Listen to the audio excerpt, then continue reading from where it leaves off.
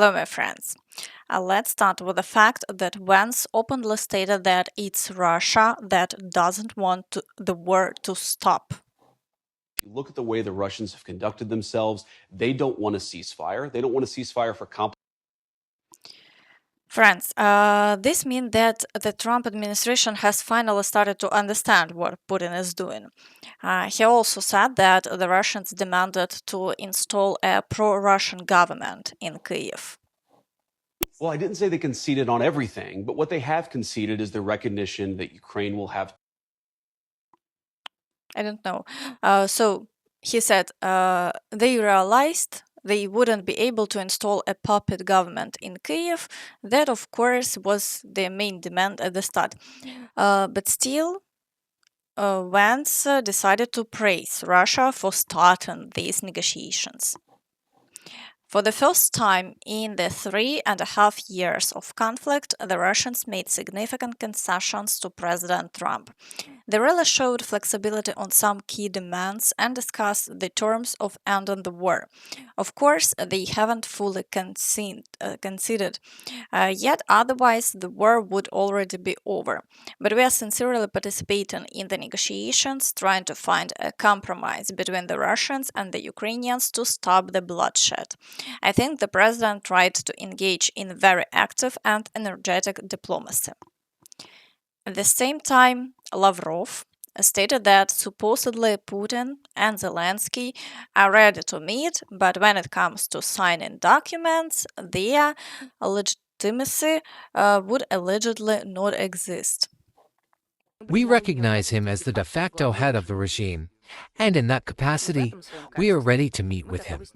But when it comes to signing legal documents, do you want the whole picture or just the part that suits you? So when we reach the point of signing documents, there must be an extremely clear understanding from everyone that the person who signs those documents will have legitimacy. Friends, they are already openly saying that the government and accordingly the president will have to be changed before signing the agreement. And if we call things by their name, that means capitulation. Or there is a second option. Zelensky signs the document, but the Kremlin is already saying it has no legitimacy. Therefore, the document signed will not have force. Of course, for the first couple of years, while Russia regroups, they will pretend that the peace agreement is working. But later, with high probability, there will be a new attack on Ukraine since they would consider the document illegitimate. That's all the Russians really want to do. At the same time, Lavrov commented on the situation with the Russian language in Ukraine. Zelensky said, within the framework of possible peace agreements, that only Ukrainian language will remain, no Russian, none.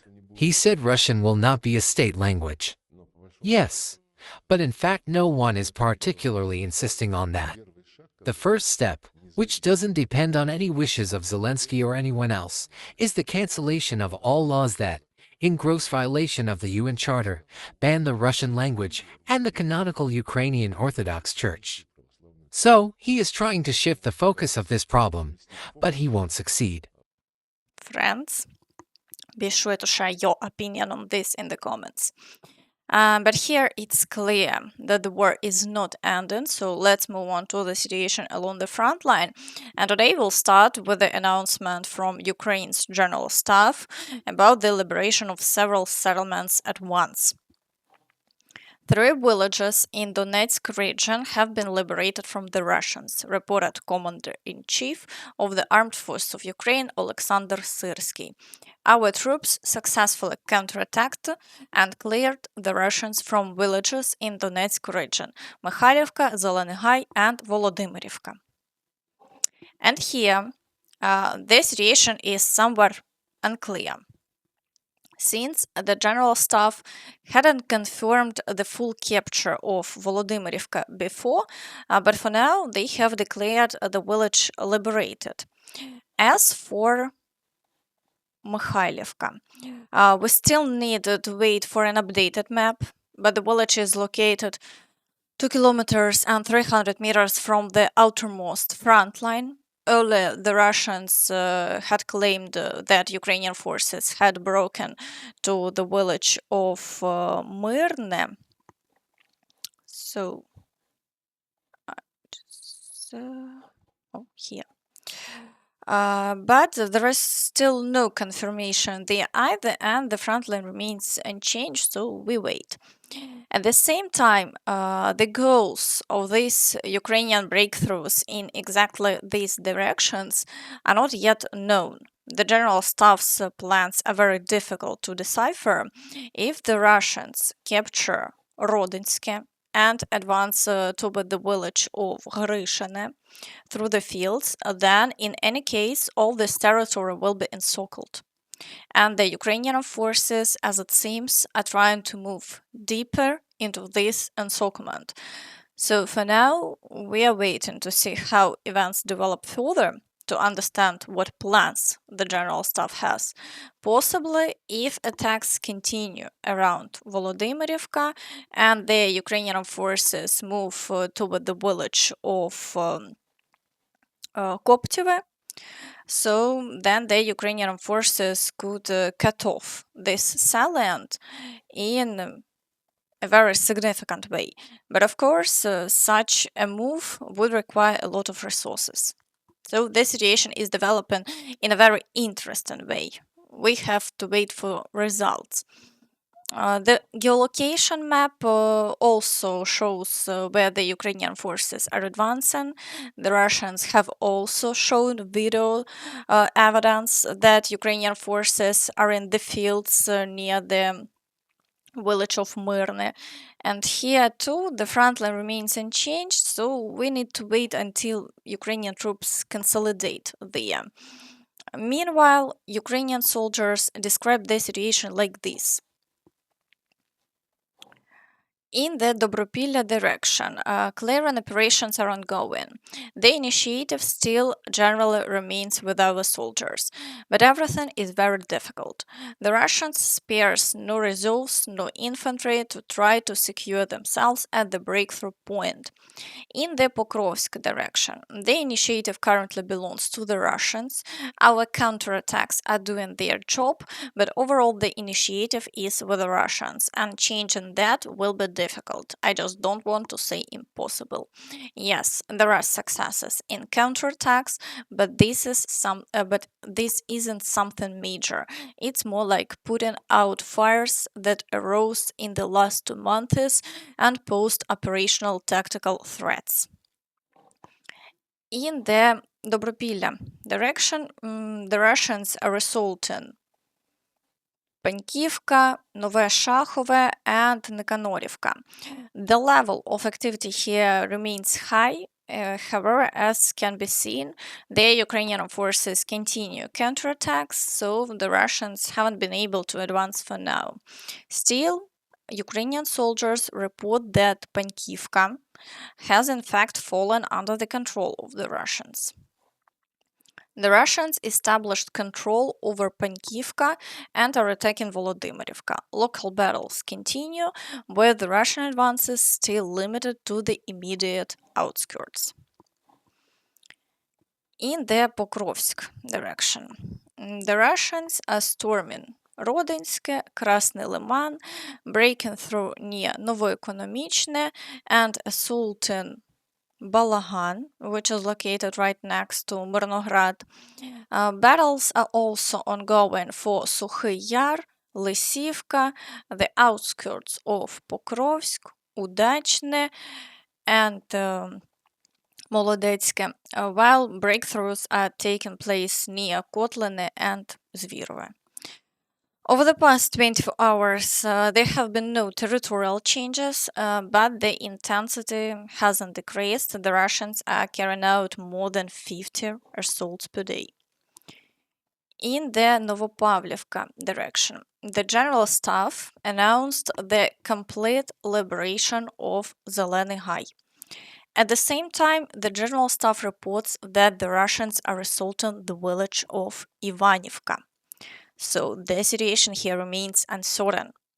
In addition, assaults are being recorded in Filia, where the Russian forces pushing through the fields toward Novopavlivka, and battles are ongoing in the area of Горіхове and the village of Zelený Kut.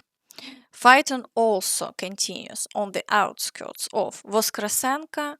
Over the past 24 hours, no changes have been confirmed here, although yesterday the Russians claimed they had captured Filia. On the geolocation maps, this area is already marked as being in the red zone, so for now we are waiting for official information from the Ukrainian side. In the Velika Novosilka direction, the Russians are breaking through near Maliyevka, assaulting Komyshovacha, Zaporizhzhia, and Temirivka. Along the front line, there have been no changes, but the intensity of activity remains high. In the Gulay-Pole direction, the Russians are assaulting Olhivske, but so far they have had no success, and the front line also remains unchanged. In the Zaporizhzhia direction, the Russians continue attacks in the area of Kamyansk, and the Ukrainian forces are counterattacking here as well. Therefore, Russia has no gains, and over the past 24 hours, the front line hasn't changed. In the Kherson direction, the Russians are attempting breakthroughs in the area of the Antonivsky Bridge and on the islands, but here too, the Ukrainian forces are successfully repelling all attacks, and over the past 24 hours, there have been no changes. Now, let's move to the Kostiantynivka direction. Here, the Russians continue fighting in the area of Chasiv Yar. They are storming Stupochki, Prитечене, Олександро Шультіне, Плещіївка, Щербинівка, Катеринівка, and pushing near Poltavka. Thus, here as before, the General Staff doesn't confirm the Russian capture of Щербинівka and Katerinivka. Therefore, for now, the front line remains unchanged. In the Siversk direction, the Russians are pushing toward Dronivka, storming Serebryanka, advancing in the areas of Grigorivka and Verkhnyokamyansk, and storming Pereizne and Fedorivka. However, over the past 24 hours, there have been no changes, and all attacks have been successfully repelled. In the Lyman direction, the Russians are pushing near Yampil, storming Shandrigolove, advancing near Karpivka, Ridkodub, and toward Druzhelyubivka. So far, there are also no changes here, but activity is very high with more than 20 assaults daily. At the same time, reports have started coming in that the Ukrainian forces liberated the village of Novomykhailivka yesterday. A unit from military intelligence and the 3rd Corps liberated Novomykhailivka in Donetsk region. The defense forces cleared the village, expelled the Russian army, and restored control over the settlement. The Russians lost about a company of personnel and were forced to redeploy reserves from other parts of the front. So for now, the front line remains unchanged, so we are waiting for updates. In the Borova direction, the Russians are storming Boguslavka, but otherwise the situation remains stable with no significant changes. In the Kupiansk direction, the Russians continue to push toward the outskirts of Kupiansk, but so far the Ukrainian forces have been successfully repelling all attacks, and there are no changes along the front line. In the Dvorichne direction, the Russians are advancing toward the village of Kolodyazne across the fields, but activity remains low for now, and there have been no changes over the past day. In the Veliki Burluk direction, The Russians have been storming Ambarne for several days in a row, but so far there have been no changes over the past 24 hours, and all attacks are being successfully repelled. In the Kharkiv direction, the Russians are storming the village of Zelene, but there have been no changes over the past 24 hours. In Vovchansk, fighting continues, although the Ukrainian forces are successfully repelling all attacks and the situation remains stable. In the Sumy direction, Russian activity has significantly decreased. They are carrying out about one assault per village per day and have achieved no successes. For now, we are waiting to see how events will develop. Meanwhile, Zelensky stated that strikes on Russia are being carried out with Ukrainian missiles. We are using our domestically produced precision weapons. Lately, we haven't been discussing these matters, but the US there was a time, as you remember, when there were various signals about our retaliatory strikes after their attacks on our energy infrastructure. That was a long time ago. Today, we don't even mention it. For me, that's news. At the same time, while Kremlin claims that Russia should be involved in discussions on security guarantees for Ukraine, Zelensky said the Russians cannot participate in any way. For example, in one of the documents regarding security guarantees for Ukraine, specifically the Budapest Memorandum, Russia was one of the guarantors of this security. Yet at the same time, it violated its own guarantees or promises. Therefore, we do not talk about security guarantees from the Russian Federation. We are talking about security guarantees that will protect us from the Russian Federation, from its aggression, or from repeating full-scale aggressive actions in the future. That is why the circle of countries should consist only of those trusted by the people of Ukraine. For example, countries that impose sanctions for aggression, countries that supplied weapons, countries that provided humanitarian support, countries that helped us during energy blackouts, countries that assist in returning our children and people from captivity. Many things. And of course, number one are the countries capable of defending Ukraine, as the Prime Minister correctly said, in the air, at sea, and on land. The issue on the ground, presence, so-called boots on the ground, is important for us. It's too early to discuss this. First, infrastructure will be prepared. And certainly, in this infrastructure, the Ukrainian army plays a key role. So, part of the security guarantees must be the strength of the Ukrainian army, a large Ukrainian army, domestic production, all these capabilities, and financial resources as well. And that's all from me. So please don't forget to like this video, subscribe to the channel, and hit the notification bell to stay updated on all the latest news. Thank you for watching and see you next time. Bye bye.